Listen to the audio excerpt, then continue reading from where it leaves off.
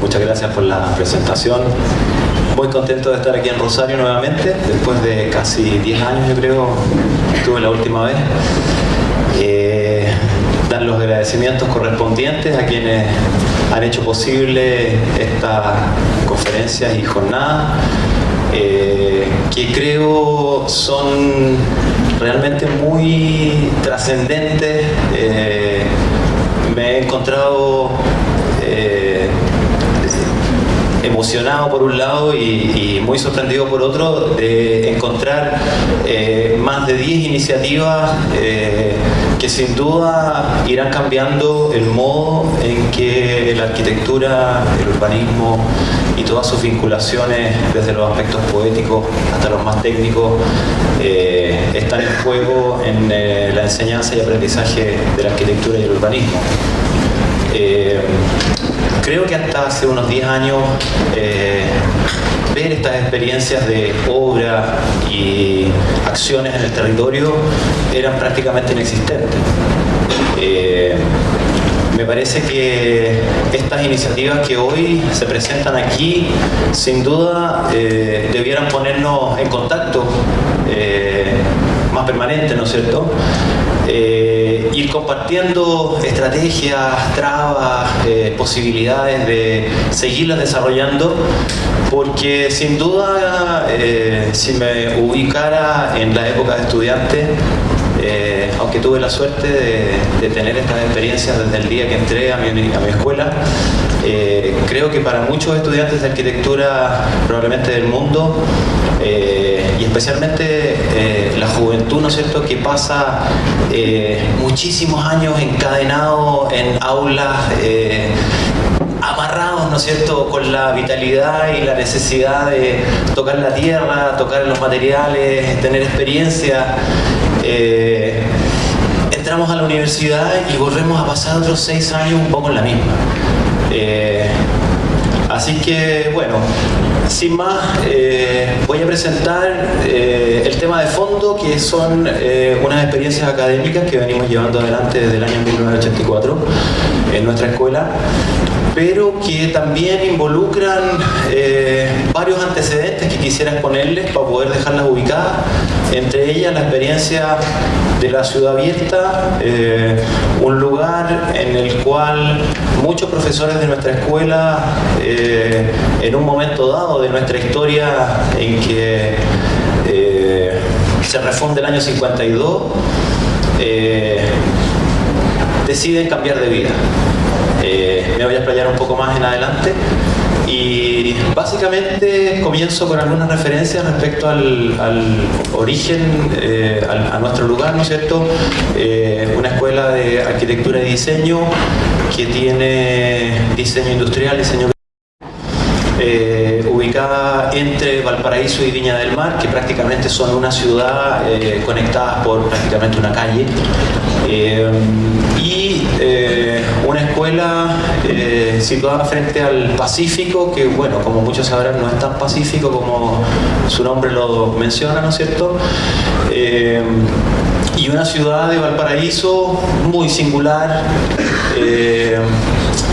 que desafía probablemente la idea de ciudad al modo de cómo la conocemos, con una topografía compleja, y que de alguna manera también ha jugado un rol muy importante en distintas innovaciones que detrás de la pedagogía que tenemos en nuestra escuela está presente. Respecto a las travesías, quisiera mencionar su origen, ubicado en el año 65. Básicamente corresponde a un viaje realizado por el conjunto de fundadores de nuestra escuela, que toman la escuela en el año 52 y la refundan, fundamentalmente cambiando los métodos pedagógicos existentes hasta el momento, que se basaban en la enseñanza de los cánones clásicos de la arquitectura, ¿no es cierto?, de modo muy bibliográfico y lectivo. Y Alberto Cruz, uno de los fundadores más importantes, propone ya no estudiar de los libros, sino que salir directamente a la ciudad a encontrarse con sus realidades, más que problemáticas realidades, ¿no? Desde la observación, el dibujo, hoy día se diría de un modo fenomenológico, pero además Alberto Cruz se encuentra en los años 60 con un poeta argentino, Godofredo Yomi, que venía de Europa de una corriente, diríamos, artística, ¿no es cierto? Realizando, bueno, años 50, hay que recordar la efervescencia de esas épocas, ¿no es cierto? En ámbito, sobre todo, cultural, social, etc. Y Godofredo Yomi venía en ese momento haciendo cosas como lo que hoy día se podría llamar performance poéticos en los espacios públicos de París, interpelando a los transeúntes que pasaban por la calle, invitándolos a jugar juegos poéticos, etcétera, etcétera. Era un personaje provocador, increíble. Esta mezcla entre un arquitecto medio revolucionario por un lado y un poeta argentino canchero y se había leído todo lo que se podía leer en esa época, diríamos una intersección entre la arquitectura y la poética.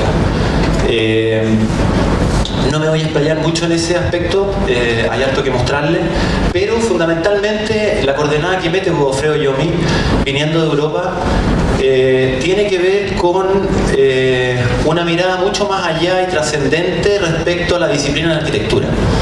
Él plantea una realidad respecto al continente americano y su aparición en el mundo a raíz de que Cristóbal Colón no descubrió América.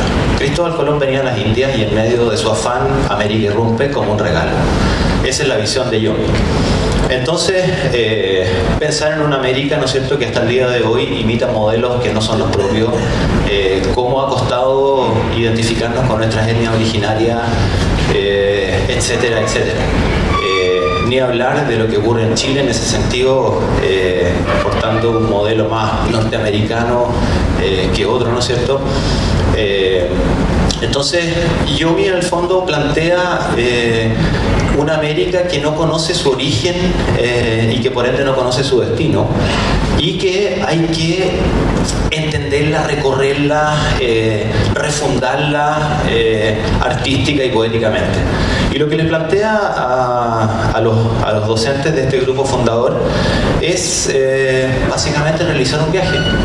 El año 65 se suben a una camioneta y parten desde Tierra del Fuego a recorrer América y dejarse atravesar por sus territorios, climas, etc.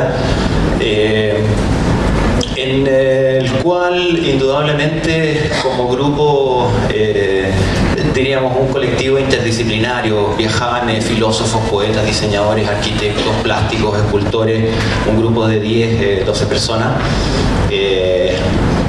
algunos europeos, algunos americanos, ¿no es cierto? Y en ese viaje, como se ve a la izquierda, ¿no es cierto?, recorren el interior de América, intentando ir por el interior de América, y finalmente llegan a los alrededores de Santa Cruz de la Sierra, se encuentran con la guerrilla del Che Guevara, el viaje se hace inseguro y ya por ahí van abortando la tarea. Y en ese viaje, que dura aproximadamente 3 meses, se define Santa Cruz de la Sierra en Bolivia como la capital poética de América. Todo esto, diríamos, provocaciones, ¿no? Abertura. En ese viaje también, ahí está Alberto Cruz haciendo algunas intervenciones, cada uno va, por un lado, encontrándose con esta especie de América desconocida, ¿no es cierto?, media inhabitada en gran parte de su territorio interior, pero al mismo tiempo, bueno, si uno lo ve, el corazón americano es un gran desconocido, ¿no es cierto?, fundado fundamentalmente por sus bordes. Miren la increíble cantidad de ríos que transen el territorio. Ahí está Yomi en algunos de esos parajes del interior americano. Uno podría hoy día decir performance, land art y una serie de nombres, ¿no es cierto?, que en esa época no existían. ahí está Alberto Cruz, ¿no es cierto? Fallecido hace algunos años atrás, casi a los 95 años. No exento de problemas, por supuesto, una travesía de ese orden en esas épocas. Con algunas, como digo, intervenciones cada uno desde sus propias disciplinas y lenguajes, un poco con lo que tenían a mano, y en ese proceso, ¿no es cierto?, del viaje, a los 2 años de realizado, el año 67, este viaje se recoge en la forma de un libro y escrito en la forma de un poema que ellos llaman Amereida. Plantea hacer una suerte de Eneida de América, un poema refundante, que contiene de alguna manera algunas preguntas trascendentes que nos dejan la tarea a las generaciones que seguimos después, la enorme tarea de poder intentar responder esas preguntas. Algunas de ellas, a modo de preguntas o de tesis, ¿no es cierto?, es a propósito de este mar interior americano, una especie de América vacía, y el punseteo, la provocación de salir a encontrarse con ella, a leerla, a descubrirla, a desvelarla, a reinterpretarla. Lo que de alguna manera ese año 67, tengo que mencionar también, surge en Valparaíso un momento de reforma universitaria muy importante que indudablemente atravesó muchos de los centros universitarios latinoamericanos y posteriormente europeos, en el cual nuestra escuela participó muy activamente, con algunas propuestas iluminadas por esta visión, y las cuales finalmente no tuvieron llegada a la propuesta universitaria. Básicamente se luchaba por una autonomía de la universidad frente a cómo estaban coartadas las universidades en ese momento, un poco intervenían. También hay que mencionar que en el periodo de esos 20 años, entre el 52 y el 72, en paralelo a la reforma y a este primer viaje a Mérida, la escuela se centra fuertemente en intentar cambiar de alguna manera la sociedad que les toca vivir, particularmente en las ciudades de Valparaíso y Viña del Mar, y se dedican a formular proyectos públicos que de alguna manera intentan cambiar esa ciudad, esa sociedad que vive en ese momento a través de la disciplina, ¿no es cierto? Hay varios proyectos emblemáticos que hoy constituyen de alguna manera nuestra fundamentación original, los cuales, producto de las condiciones históricas, políticas, económicas y sociales de la época, en el último periodo, ¿no es cierto?, Allende, y después cae la dictadura con Pinochet, muchos de esos intentos no vieron la luz. Entonces, Godofredo Yomi en el fondo se da cuenta que este intento por cambiar el mundo, después él lo diría de otra manera, para cambiar el mundo se intentaron en muchas ocasiones hacerlo a través de cambiarle la vida a los otros, o eventualmente hacerlo a través de las revoluciones. Y él dice, sistemáticamente fracasaron todas y cada una de ellas. Y sin embargo, sostiene que la manera de cambiar el mundo es cambiando de vida. Y ahí se produce un hito muy importante, porque este grupo de fundadores decide efectivamente, después de esos 20 años de intentos de cambiar el mundo, se da cuenta que no hay vía por ese rumbo, y decide cambiar de vida. Entonces, el año 71, deciden fundar un lugar en el cual algunos de estos principios pudiesen tener lugar. Durante 3 años aceptan proyectos profesionales, trabajan intensamente, y en las afueras, al norte de Valparaíso, a 25-30 kilómetros, encuentran un terreno muy barato, porque era prácticamente un peladero de arena, que en esa época post-reforma agraria no tenía ningún valor frente al valor de los terrenos explotables. Entonces se compran un terreno de 270 hectáreas, con 2 kilómetros de frente pacífico, con un gran paño de dunas, en el cual deciden fundar un lugar en el cual pueda ser posible este cambio de vida. Y es así que lo abren a partir de una serie de actos poéticos, en los cuales ahí se ve el gran paño, ¿no es cierto?, que tiene la ruta que une Viña del Mar con Quintero, divide los terrenos en las partes alta y baja, y a su vez la parte baja queda dividida en dos por un estero, el estero de Mantagua.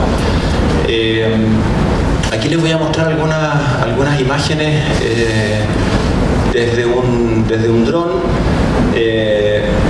las cuales, bueno, se ven un poco despobladas, ¿no es cierto? Fue un día, el día que pudimos hacer esto hace un par de años atrás. Hay algunas otras, después voy a mostrar algunos aconteceres que tienen lugar en este espacio. Mientras pasa el video voy a mencionar algunos aspectos importantes que tienen que ver con los principios que sustentan la denominada ciudad abierta.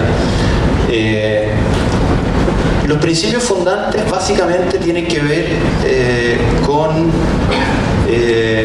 uno, no existe la propiedad privada.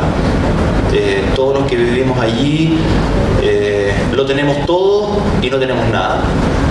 Vale decir, se han construido muchas de las obras que ustedes van a ir viendo mientras pasa el video, se han construido con proyectos de investigación, con donaciones personales, con apoyo desde la universidad, con donaciones de empresas, amigos, exalumnos, etc. Si yo decido irme, me voy tal cual. Lo invertido allí queda en ciudad abierta y eventualmente algún otro ciudadano que venga después o que viva allí podrá habitarlo. No existe el dominio de unos sobre otros, no ejercemos la violencia de ningún tipo, tampoco hay una democracia, porque en las democracias hay ganadores y perdedores, hay mayorías y minorías, y en este caso nos gobernamos por consentimiento, vale decir, y esto solo es posible cuando el grupo es pequeño, indudablemente. Somos unos 40 que hemos vivido estos años desde el 71 en adelante. Unos se han ido, otros han llegado y se ha mantenido más o menos ese número. Y las decisiones se van tomando en un consentimiento abierto, en base a conversaciones abiertas. No hay líderes, nadie es más alto que otro. Somos un gobierno, diríamos, más bien plano. Y basta que uno diga no me parece y no va la idea, así de simple. Ahora, cuando yo estoy en una conversación y veo que soy el único que voy a levantar la mano diciendo no estoy de acuerdo, bueno, tal vez me la pienso un poco y ya asumo que bueno, soy yo el que está equivocado o algo así. En general nunca hemos tenido grandes problemas al respecto, porque cuando tenemos que tomar decisiones importantes las vamos conversando con mucho tiempo. Estas decisiones las tomamos en lugares que son llamados como en la Grecia antigua, en las ágoras, en la acepción, porque ágora tiene dos acepciones, ¿no es cierto? El lugar del mercado y el lugar de la palabra. En la acepción del lugar de la palabra, vale decir, tenemos 4 lugares que son espacios abiertos, semi-intervenidos, donde nos juntamos y debatimos lo que haya que debatir y acordamos lo que haya que acordar, y así tomamos las decisiones. En ese sentido, algunos de estos principios fundantes podríamos decir que en la época que nos toca vivir nos remiten más bien a una suerte de utopía, ¿no? O sea, si pienso que no hay propiedad privada, no hay democracia, en el mundo que nos toca vivir va en el sentido contrario.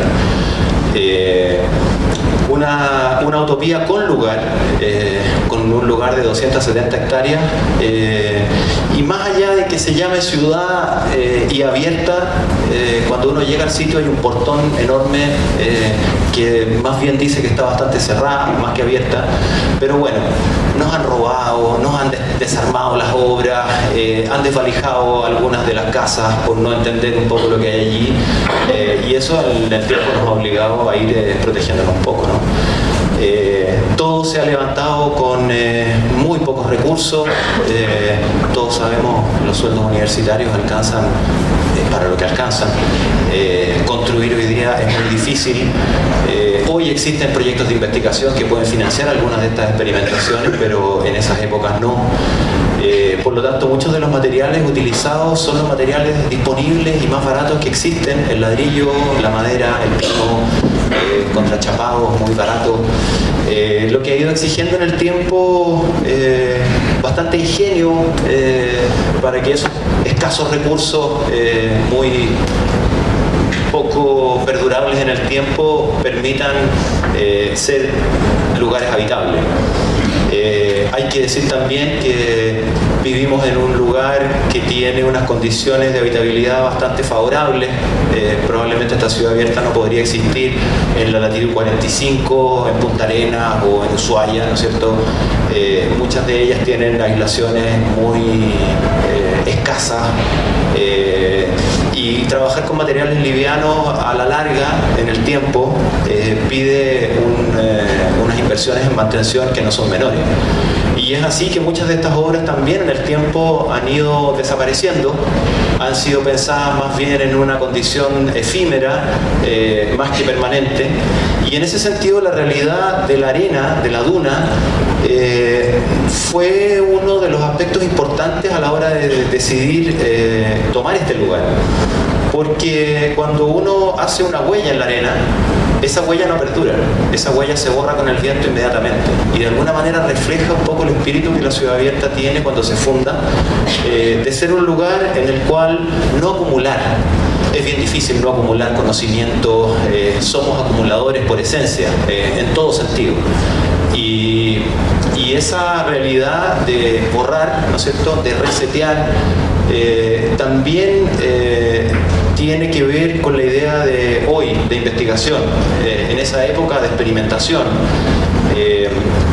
El incesante volver a no saber, decía Godofredo Yomi, ¿no? Vale decir, en Ciudad Abierta, la cual se planteó inicialmente como un lugar para todos los oficios, no solo la arquitectura y el diseño, a los años de ser fundada, al año de ser fundada, ¿no es cierto?, y habitada por los primeros habitantes, cae la dictadura y obviamente las posibilidades de desarrollo, de expresión quedan coartadas, lo que implica una mantención muy vinculada a la Escuela de Arquitectura y Diseño. Muchos de los que viven en Ciudad Abierta hoy, hasta hace unos 10 años, eran exclusivamente profesores de la escuela. En los últimos 10 años se han ido sumando, hay un biólogo, hay una bailarina, hay un músico, algunos otros, ¿no es cierto?, que hubiésemos deseado que hubiesen haber vivido allí desde el comienzo. Y de alguna manera la idea de Ciudad Abierta para todos los oficios fue pensada como un lugar en el cual poder expandir los bordes de lo conocido hacia lo desconocido. Un lugar donde hoy día diríamos, eso es generar nuevo conocimiento, eso es investigación. Lamentablemente en nuestras disciplinas la investigación fundamentalmente ha sido validada en los ámbitos de la teoría y la historia. Estamos sosteniendo hoy un paradigma importante que se viene levantando, creo, hace unos 7 u 8 años, en general como a nivel global, que tiene que ver con cómo producimos conocimiento desde los lenguajes disciplinares. Y eso es un tema incipiente, que todavía no está validado, y que seguramente va a pedir una intersección más fuerte y una validación, seguro, desde la propia disciplina y los pares disciplinarios. en general los proyectos de investigación son revisados por pares, por lo tanto yo no lo puedo ir a validar al CONICET. Primero lo tengo que validar con los pares, que son los que representan la disciplina del CONICET. Entonces, el desafío lo tenemos allí. Ir instalando cómo se puede generar nuevos conocimientos desde los lenguajes disciplinares, que básicamente son el proyecto y la obra. Así pues, se puede ver, ¿no es cierto? Aquí estamos entrando al cementerio. Este lugar tiene un cementerio, murieron dos hijos pequeños de los poetas que iniciaron la vida en Ciudad Abierta. Probablemente sea el último cementerio privado construido en Chile en ese minuto, cambió después la ley.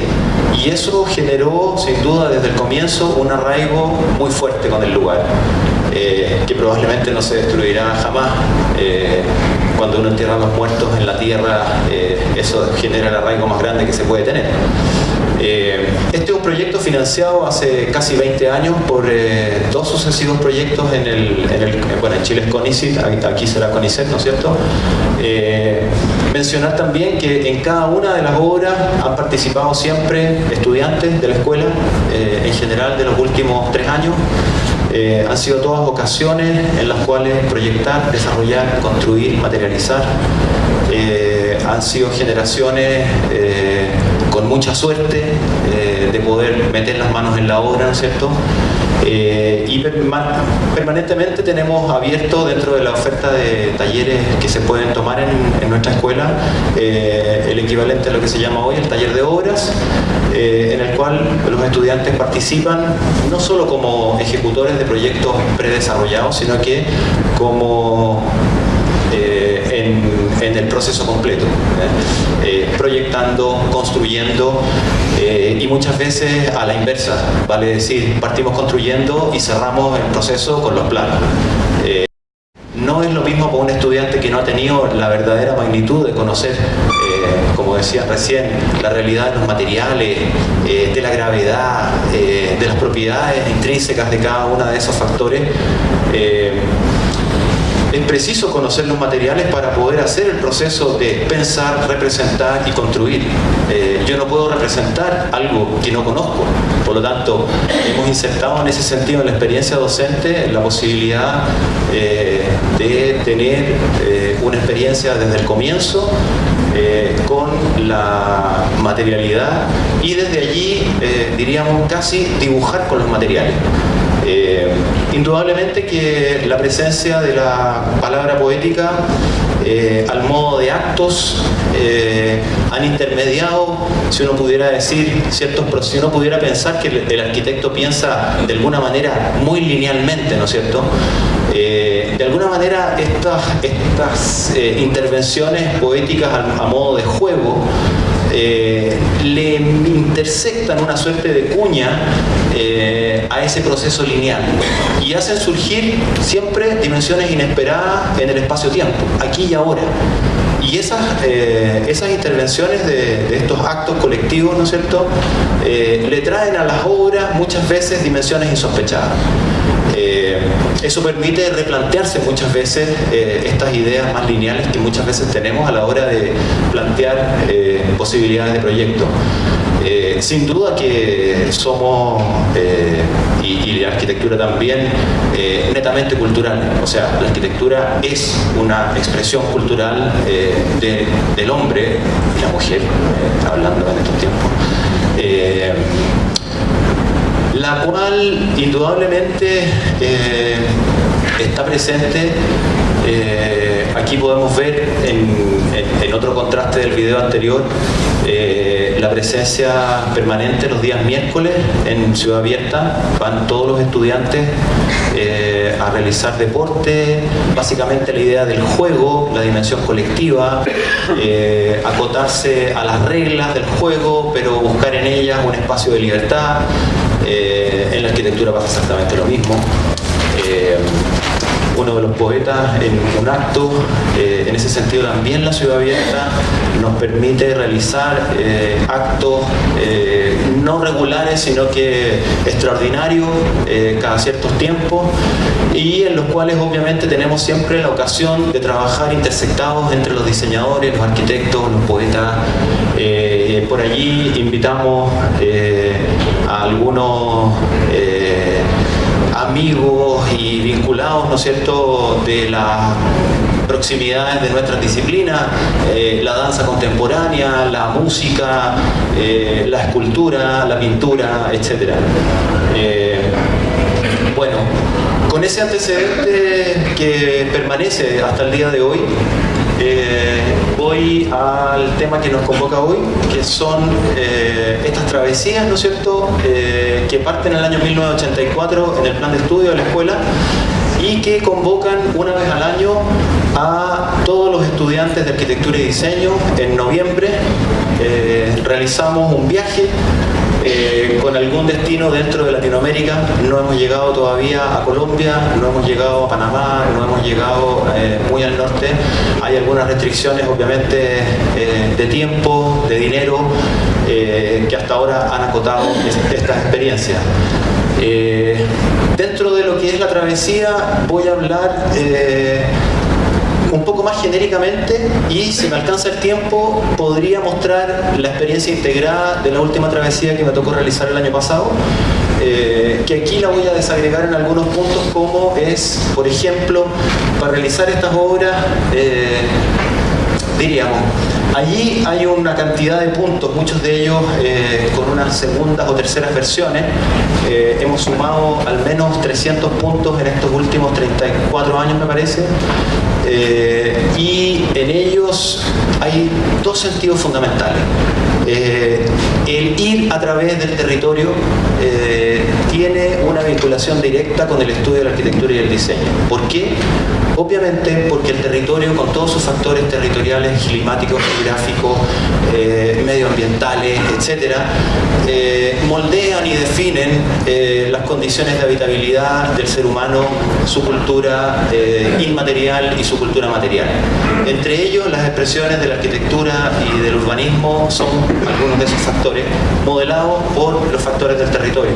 Por lo tanto, conocer otras realidades es de suyo materia de nuestros oficios. Y por otro lado, tenemos siempre la ocasión de, en este periplo por América, lograr detenernos y en esa detención regalar una obra o a nosotros mismos o a comunidades en las cuales podemos intersectarnos. Aquí hay travesías de muy amplio espectro, no hay una metodología definida, más bien hay una provocación de salir, ¿no es cierto?, al territorio americano, leer el lugar y desde el lugar poder ofrecer una respuesta a las realidades y condiciones particulares que allí nos encontramos. Muchas veces trabajamos, hay travesías que van y recorren mucho y construyen poco, y travesías que recorren poco y construyen mucho, o travesías que recorren mucho y construyen mucho, etc. Todas las miles de combinaciones posibles, en la idea de no cerrarnos a una sola opción. En ese sentido, la experiencia que un estudiante tiene a lo largo de sus años de estudio se va enriqueciendo en la medida que tiene una diversidad de experiencias. En ese sentido, la dimensión del cálculo es muy importante, porque salimos con la casa puesta. Vale decir, en este caso, efectivamente tenemos una planificación de todas las condiciones que convergen en estas experiencias, las condiciones de materiales, las condiciones de proyecto, las condiciones de logística, de alimentación. 80 personas, 15 días, no se imaginan la cantidad y el volumen de comida, y la comida es el punto crítico de todo esto. Si no se come bien, todo va mal. La comida no es solo nutrirse, la comida también es el momento de encontrarnos, el momento de coordinarnos, el momento de proyectarnos, el momento de acogernos, de contenernos. En ese sentido, trabajamos también con lo que tenemos en los lugares. Si hay que reciclar, reciclamos; si hay que comprar, compramos; si se pueden hacer gestiones previas a la hora de conseguir mayores posibilidades, lo hacemos también. El sentido del viaje, indudablemente que es importante. No es lo mismo ir por avión, no es lo mismo ir por tren, no es lo mismo ir por tierra, no es lo mismo ir por agua. a veces intentamos ir por todas las posibilidades en un solo viaje. No es tan fácil realizarlo.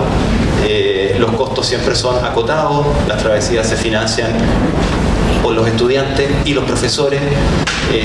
Para ello muchas veces realizamos algunas actividades que permiten recaudar fondos, ecualizamos a aquellos que tienen poco con aquellos que pueden pagar un poco más. La idea es no dejar a nadie fuera. Y así Río Paraná, miren la inmensidad equivalente a los Andes, ¿no es cierto? Vivimos en un continente gigantesco, desconocido. Nosotros acostumbrados a vivir en ciudades, ese territorio se nos desaparece y creemos que vivimos en áreas urbanas. Somos unos puntos en medio de la inmensidad, en una inmensidad que además no conocemos. Entonces, en ese sentido, el viaje y sus medios es de suyo una experiencia de estudio, de investigación, la cual se recoge, se analiza y nos permite ir proyectando los próximos. Aquí hay cada uno de los profesores, ¿no es cierto?, y cada uno de los talleres de la escuela en el tiempo ha ido cobrando, diríamos, sus líneas de investigación o sus líneas travesísticas, las cuales han ido definiendo en gran medida los tipos de experiencia que cada uno de los estudiantes tiene en esos 5 años. En lo particular, yo he sido obediente a la premisa, a una de las premisas que plantea Yomi en el libro de Amereida, ¿no es cierto?, cuando toma algunos antecedentes de Torres García, que invierte el mapa. Es una de las tesis, ¿no? Siempre contraponiendo nuestra mirada permanente al norte, a Europa, ¿no es cierto?, fundamentalmente. Y invierte el mapa, toma la constelación de la Cruz del Sur, que es una de las aproximaciones más posibles e identificables en el cielo rumbo sur, y dice: nuestro norte es el sur. Por lo tanto, yo en lo personal, en la experiencia que he tenido, si parto de travesía, parto rumbo sur, y lo he intentado hacer siempre lo más al sur posible. Es así que hemos desarrollado una serie de experiencias en los últimos 20 años, fundamentalmente rumbo sur. Hemos estado cerca del Cabo de Hornos, Isla Navarino, Ushuaia, Canales Australes, Patagonia, etc. Así como hay otros que han enhebrado las capitales americanas o destinos otros. Otro aspecto muy importante del campamento, que básicamente es lo provisorio. Es lo que permite poder atravesar el territorio y permanecer en él. Si algo falla en el campamento, todo falla. Entonces, el cálculo del campamento siempre ha de ser muy importante.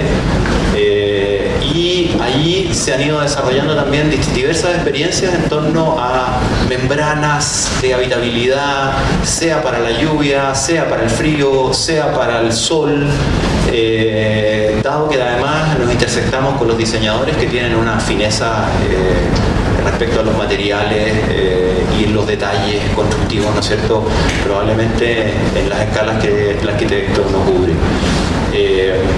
Así como decía antes, ¿no es cierto?, la realidad del campamento y de la comida, en ocasiones muy precarias como galpones patagónicos como este, ¿no es cierto?, finalmente son muy valorados frente a lo extremo y riguroso del clima.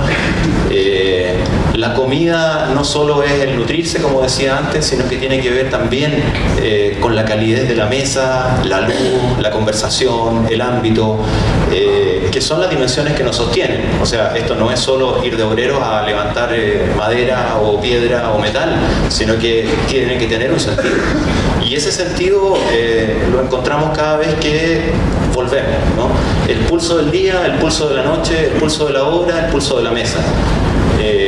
En ese sentido, los pulsos de la mesa no solo contienen, como digo, el nutrirse, sino que también contienen la forma de ese nutrirse, contienen la conversación, contienen el ámbito. Con rigurosidad en algunas ocasiones, con menos en otras, con más precariedad, con menos precariedad, nos muchas veces para estas travesías más difíciles, que son muy formadoras también, nos encontramos o nos adelantamos, si es que es posible, y levantamos recursos locales, vale decir, nos conseguimos iglesias donde dormir, sin profanar, por supuesto, con todo respeto, colegios, gimnasios, lo que esté disponible, de manera de hacer más sostenible la experiencia. 3 días de trabajo para un profesor acostumbrado a estar sentado, ¿no? O a lo más estar hablando mucho tiempo, es duro cuando se acumulan hasta 15. Ni hablar de los estudiantes que están acostumbrados normalmente, aunque sean jóvenes, ¿no? a mantener un régimen de obra, unas veces al exterior, otras veces al interior. El cuerpo colectivo de alguna manera también es una dimensión que permite medir el territorio, darle forma al territorio, darle escala al territorio y eventualmente, finalmente, darle escala también a la obra que intervenimos o que proponemos. Bueno, y después viene indudablemente la obra, ¿no? Lo que nos convoca, vale decir, todo lo que he hablado hasta ahora es para esto, ¿no? Aunque ambas realidades, ¿no es cierto?, el cálculo, el campamento, hay que decir ahí una cosa muy importante: ¿por qué hacemos tanto cálculo? Porque en realidad cuando uno cree que sale clarísimo, con todo ajustado, el itinerario perfecto, los papeles necesarios, la comida necesaria, las herramientas necesarias, cada uno con su rol, esto no lo preparan los profesores, esto lo preparan los estudiantes. Esta es travesía de ellos. Nosotros somos los que tenemos un poco de experiencia y los aconsejamos y los acompañamos, pero no es que nosotros hagamos la faena, esta la hacen ellos. Y lo importante de esto, en ese sentido, nos remite a algo de la conversación de ayer, ¿no es cierto? La gestión. O sea, todo lo que un estudiante de arquitectura no sabe que hay detrás de una tablita puesta allá arriba. ¿De dónde vino ese elemento? ¿Cuál fue la cadena de acontecimientos que le permitió llegar a estar allí? Cuando uno lo sabe, se le caen los brazos. O sea, la cantidad de miles de operaciones que hay que hacer para que una maderita esté puesta ahí a 2 metros de altura. A veces es mejor no saberlo. En ese sentido, creo que las experiencias de las travesías, más allá de lo que signifique la gestión, que indudablemente es la que permite levantar obras, ¿no es cierto?, deja un trazo, ¿no?, en la formación de cara a hacer posible la materialización de obra a la escala y en el lugar que sea. En general vamos sin proyecto, en general vamos absolutamente abiertos. Unas veces predimensionamos algunas coordenadas de manera de poder tener algún cálculo que nos permita saber volúmenes de madera, volúmenes de chapa, volúmenes de piedra, volúmenes de ladrillo, del material que sea, preciso. Ahora, cuando uno sale de travesía, al bus se le revienta un neumático, al transbordador se atrasó 2 días, o sea, empiezan a pasar siempre y cada vez una serie de acontecimientos que desafían todo lo planificado. Y vuelta a recalcular todo permanentemente, hay un cálculo y un recálculo día a día de las variables. Siempre terminamos bien las obras. ¿Por qué? Porque nunca las pensamos cerradas. O sea, no hay un desafío previo, sino que la obra se va ajustando a las condiciones temporales, materiales, espaciales, económicas, humanas. Si quedan 2 días, cerramos la obra en los 2 días que quedan, con lo que hay y con el ánimo que hay. En ese sentido, son obras de, diríamos, abertura. No pretenden solucionarle la vida a nadie. Más bien fueron concebidas en este espíritu más poético de encontrarse con el territorio americano y regalar esta experiencia a quien se la encuentre. Unas veces muy leve, concebida muy levemente, ¿no es cierto?, muy efímeramente, en medio de la pampa, básicamente para la experiencia que esa generación de estudiantes tuvo, y en otras ocasiones sí que nos hemos intersectado con muchas comunidades. En lo particular me ha tocado esa experiencia Dado que estos territorios australes son territorios con grandes carencias, de todo tipo. Hoy día son territorios dignos de seguir colonizándose, son puntas de lanza casi todas las ciudades desde Puerto Montt al sur, que quedan por fundarse. Así hemos estado, bueno, en los canales australes, en este caso Villa O'Higgins, que de alguna manera es el último punto alcanzable por tierra en Chile. Después de eso no queda otra que devolverse, cruzar Argentina y volver a retomar, básicamente a causa de los campos de hielo norte y sur, ¿no es cierto? Y toda la cantidad de fiordos que intermedian el territorio. Probablemente hay que construir al menos 7 túneles y unos 25 puentes para llegar a anexar todos esos territorios en el extremo sur. En este caso, Villa O'Higgins, ¿no es cierto? Una torre en el aeródromo, que no existía, un pueblo muy plano, unas torres de 12 metros construidas con materiales que encontramos allí. Había un pequeño aserradero, la comunidad nos regaló los materiales. Este es un taller de primer año con algunos estudiantes de último año, 4 o 5. En ese sentido, muchas veces nos intersectamos entre distintos talleres donde hay un traspaso, diríamos, al modo de un taller vertical, que permite un intercambio de experiencias, ¿no? Los más jóvenes vienen con todo el entusiasmo, los mayores ya lo han ido perdiendo en el camino, pero tienen la sabiduría de ese camino. Por lo tanto, hay un traspaso mucho más directo que el que puede hacer un profesor. Los profesores trabajamos bastante codo a codo con los estudiantes también. De alguna manera es lo que más nos gusta. Si pudiéramos estar en travesía permanente, la estaríamos, por supuesto, pero bueno, no se puede. Indudablemente que la formación de arquitectos y diseñadores no solo está en la obra. Hay que complementar con teoría, con técnica, con tecnología y con todo lo que ya sabemos, ¿no?, en los procesos. Pero fundamental la experiencia de tener territorio, comunidad, obra pasada por el cuerpo en sus distintos grados. Este Puerto Williams en el canal Beagle, antes mostraba Ushuaia. Esta fue una locura. Fuimos 270 estudiantes, contratamos una empresa que nos iba a cruzar el canal Beagle en Zodiac. Cuando llegamos al cruce no eran los 7 Zodiac que nos habían prometido, era uno. Nos demoramos una semana en cruzar a todas las 270 y cuando llegó el último al otro lado, los que ya habían cruzado tenían que empezar a volver, si no ya no llegábamos. Entonces fue una especie de travesía en posta permanente entre que unos llegaban, otros volvían. Juramos no volver a hacer algo parecido y no lo hemos vuelto a hacer. Máximo 100, 120, después de eso es un desastre. En muchas de ellas han participado también estudiantes de intercambio, que indudablemente han ido enriqueciendo también las experiencias con sus propias culturas, ¿no es cierto?, materiales y no tan materiales. Este es el lago Chelenco, lago General Carrera, que comparte Chile y Argentina, un lago muy bonito, muy interesante. Esta es una de las travesías probablemente que mayor tiempo estuvimos. Fuimos 120, un taller de primer año completo de 100 estudiantes, más los profesores, fuimos como casi 10, profesores titulares, profesores ayudantes, qué sé yo. Y además fue un grupo grande de alumnos de título. Aquí el volumen de madera fue bestial.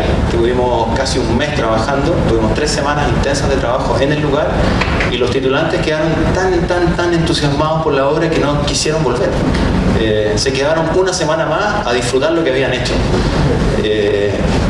Indudablemente que, bueno, fundamentalmente este es una de las puntillas más importantes del poblado de 500 habitantes y tiene unos vientos muy fuertes que impedían habitar esta puntilla, que era uno de los valores del lugar, y lo que permitía esta suerte de muro deflector era justamente poder estar allí, permanecer, contemplar. Entonces armamos un gran paseo que después se transformó en la costanera de Puerto Guadal años después. En ese sentido, bueno, hemos tenido obras que han sido rotundos fracasos, que han sido desmanteladas por las propias comunidades, probablemente no supimos incorporarlo, no supimos leerlo. De eso hemos aprendido mucho. Hemos tenido otras que han, como lo mencionaba al principio, como obras de abertura, han permitido que de alguna manera señalarle a las autoridades y a la gente del lugar el destino del lugar, y han retomado esas obras y las han constituido con mayor permanencia. Así, en este lugar, por ejemplo, que fue esto está ya en los canales australes en Chiloé continental, solo accesible por tierra.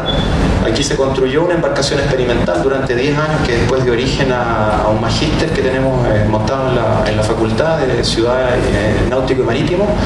Y estas dos fueron obras que permitieron a muchas generaciones durante esos 10 años permanecer al menos un mes viviendo en el lugar.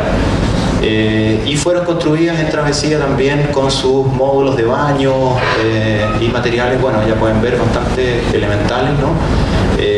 Aquí llueve prácticamente 4 metros al año, o sea, llueve permanentemente. Bueno, y así hay otras cosas que son un poco más poéticas, diríamos, ¿no? En el año 87, en el norte de Chile, en Caldera, en el norte, en un morro muy bonito. Una estructura que permitió que distintos grupos de trabajo fueran planteando unas gradas, entre gradas y escaleras, que permitían contemplar el contexto del territorio que está ubicado delante. Otra en Barreal, aquí mismo en Argentina, ¿no? Una condición cantándole al agua en Barreal. En el Salar de Coipasa, a 4.000 metros en el norte de Chile, un lugar para los arrieros que suben sus animales en verano, que normalmente tienen muy precarias condiciones, con nieve en las épocas más frías. Todo muy complejo de llegar por lo demás.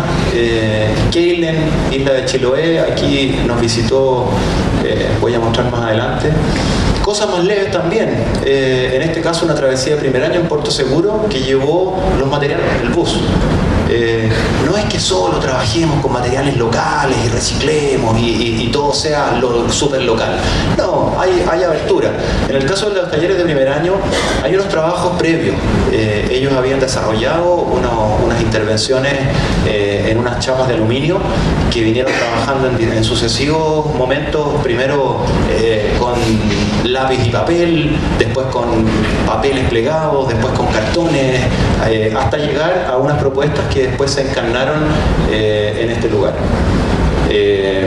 Por allí, en el desierto de Atacama, también un pequeño módulo refugio a orillas de uno de los lagos, en medio del bosque, con el contraste del verde y el rojo, una travesía de diseño, que también llevó unos módulos, algunos módulos prefabricados, un poco en la experiencia anterior.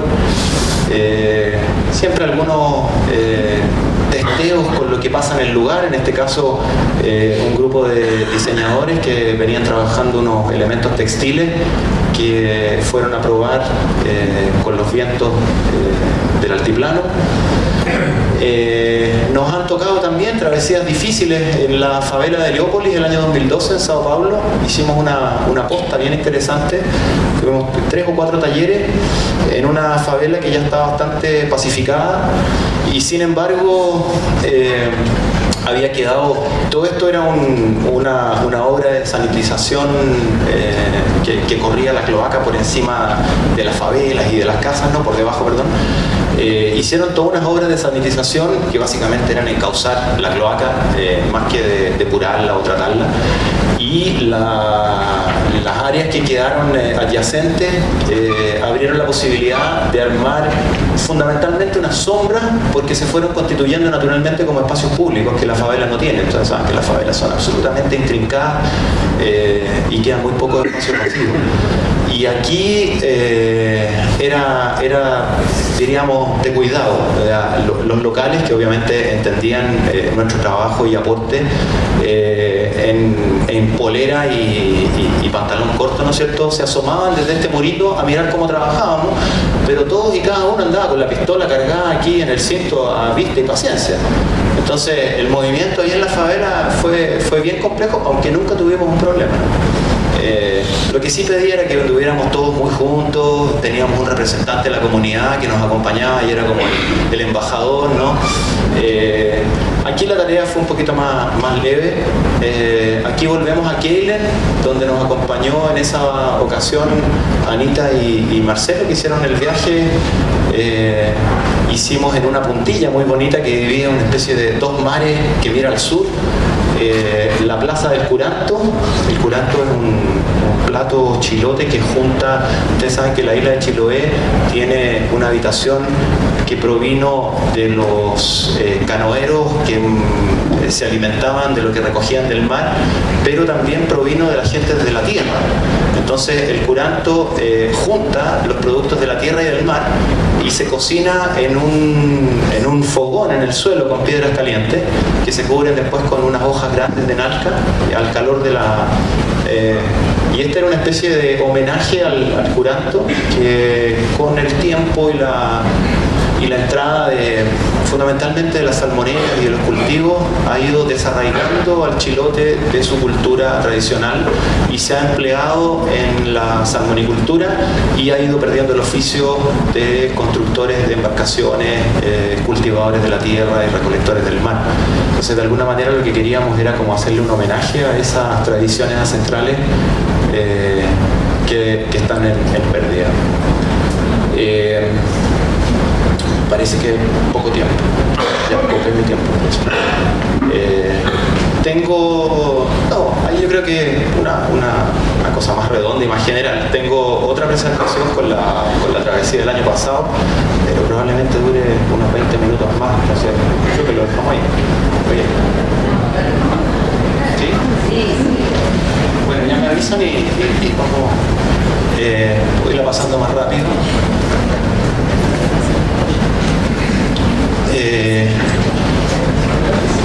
Esta travesía la hicimos el año pasado a un lugar que se llama Puerto Gala.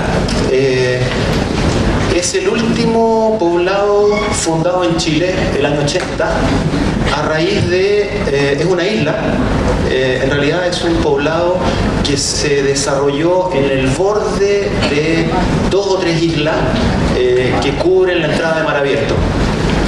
Aquí obviamente la logística y toda la gestión fue muy compleja, 24 horas de bus más 18 horas de transbordador, un viaje maravilloso por los canales australes que va recorriendo todos los pequeños poblados que están ubicados en el interior de los fiordos. Y en este caso fuimos 2 talleres, 70 personas, nos juntamos 2 talleres y nos contactamos previamente, dado que el año anterior habíamos estado por allí cerca en Puerto Cisnes y tenemos un exalumno que nos había invitado, estaba como director de obra.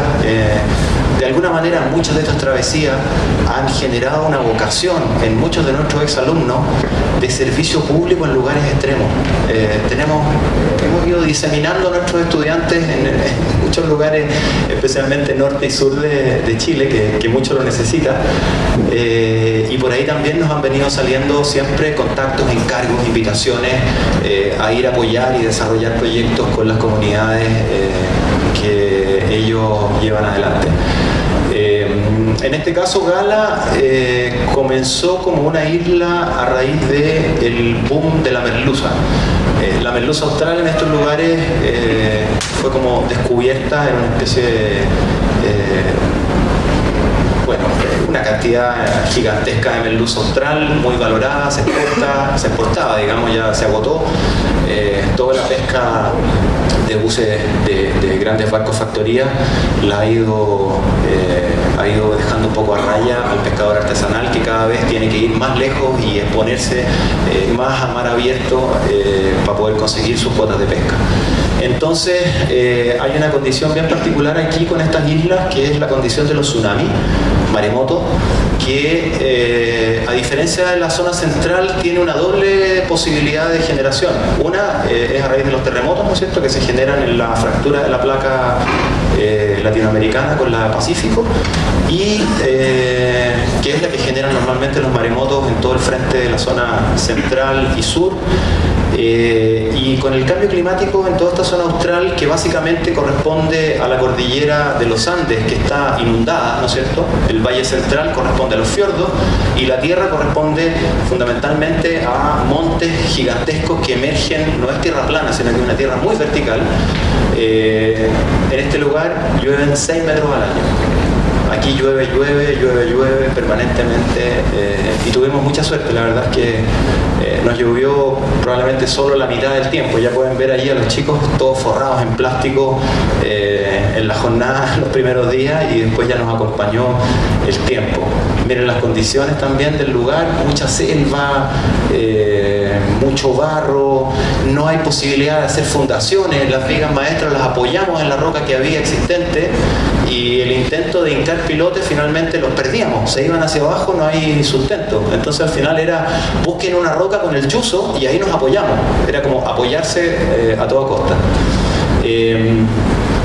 Los deslizamientos que se han estado produciendo producto del cambio climático en los últimos años ha ido generando varios tsunamis muy locales. O sea, deslizamientos gigantescos de tierra, producto de que hay una capa vegetal muy pequeña, y todo el sustrato de roca que hay debajo va generando maremotos locales, que ha pillado a varias de estas localidades un poco de imprevisto, y ya ellos se habían venido organizando para tener lugares seguros.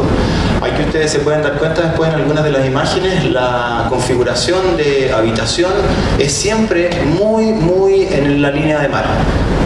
Casi no hay viviendas que estén más arriba, producto de su actividad de la pesca, ¿no? Entonces ellos transitan entre la casa y el bote en esa fluctuación de la alta y la baja marea. Es una condición de vida bellísima. El urbanismo de este lugar básicamente se desarrolla por pasarelas de madera. El suelo prácticamente no hay como pisarlo porque uno se hunde o se resfala. O sea, un habitat levísimo, diríamos. Lo que la comunidad había hecho es que había encontrado unos puntos de seguridad a 30 metros de altura de la más alta marea, que es, diríamos, unos 8 metros más arriba de la posible inundación más severa. Y ahí habían construido una especie de rancha de plástico como un punto de reunión cuando hay alerta ante estas eventuales maremotos. Entonces, la gente del municipio, liderada por uno de nuestros exalumnos, nos pide el encargo de desarrollar en esta isla 2 refugios. Dado que el poblado está muy extendido y no alcanzan todos a ser evacuados en menos de 15 minutos, tuvimos que emplazar 2 refugios en 2 sectores distintos. Aquí estoy mostrando solo uno, que es el que tocó desarrollar con el taller, unas escaleras interminables para poder lograr llegar a los puntos de altura donde estaban emplazados los sitios. La cantidad de material que tuvimos que mover fue impresionante. La municipalidad en este caso se puso con todos los materiales, levantamos un proyecto que nos financió 20 millones de pesos para 4 refugios. En este caso para esta isla fueron 10 millones, lo que equivaldría a algo así como 15.000 dólares, si no me equivoco. 15.000 dólares. 15.000 dólares dividido en los 2 refugios. O sea, aquí hay 7.500 dólares en lo que se está viendo, ¿no? Construidos fundamentalmente en 10 días de trabajo, por 20 alumnos, básicamente, porque, bueno, un tercio está velando por la comida, el orden del campamento, algunos descansando ya reventados de los primeros días del viaje. Condiciones muy difíciles porque también tuvimos que portear el material desde el transbordador, bajarlo a la barca, al pequeño puerto que hay ahí, a la rampa, subirlo a los botes de los pescadores para traerlos a Gala, desembarcarlos en el otro pequeño puerto y portearlos a los 30 metros de altura. Entonces ya el puro porteo de materiales fue una faena importante. Pero sin duda que diríamos, en contraposición a algunas de las otras obras que he ido mostrando que gozan, diríamos, de una libertad porque no han tenido algunas de ellas un encargo predefinido. En este caso, el refugio donde pueden prioritariamente entrar ancianos, mujeres y niños, pedía condiciones de habitabilidad herméticas, con aislación por piso, por todas las envolventes en el fondo. La condición de agua de 6 metros también pedía unas envolventes a prueba de agua con detalles bien resueltos, cosa que en general uno diría en estos eventuales ejercicios académicos, como algunas de las otras cosas que se han visto, uno pasa por alto muchos de esos detalles, ¿no?, que muchas veces piden mucho esfuerzo, mucho tiempo y dedicación, que en este caso fue inevitable tener que abordar. En ese sentido pensamos, dada la escasez de tiempo y las condiciones difíciles de abordar, nos llevamos un poco así una cantidad de vidrios que podíamos portar, lo justo y necesario, y por otro lado básicamente predefinimos unos módulos a partir de los contraplacados que utilizamos como piso y como forros interiores, lo que definió un módulo de trabajo y una tabiquería de madera acorde a ello. Y con esos módulos como idea inicial para poder cuantificar los materiales, postular el proyecto en un tiempo bastante corto, finalmente teníamos también que tener un margen para poder plantear cómo iba a ser ese módulo. O sea, eran básicamente 2 módulos que podrían haber estado armando un solo espacio interior cuadrado, o armar un elemento más largo. En este caso las condiciones del lugar nos dijeron lo que teníamos que hacer, que no había otra opción. Pudimos armar ahí un pequeño pivote entre ambos espacios, como se ve en la imagen. Y bueno, ese es el caso del año pasado. Ya estamos viendo posibilidades para seguir este proyecto.